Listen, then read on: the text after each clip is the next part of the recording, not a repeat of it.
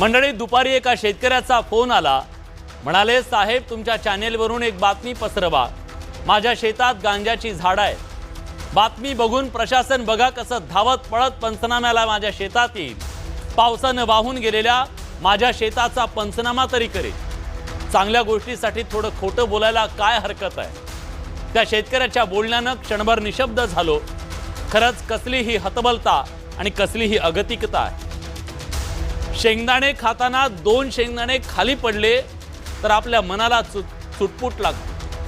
विचार करा, ज्यानं मोठ्या आशेनं माती स्वप्न पेरलं, कष्टानं त्याला वाढवलं, हे सगळं डोळ्या देखत पाहून गेलं तर त्या शेतकऱ्याची काय अवस्था झाली असेल.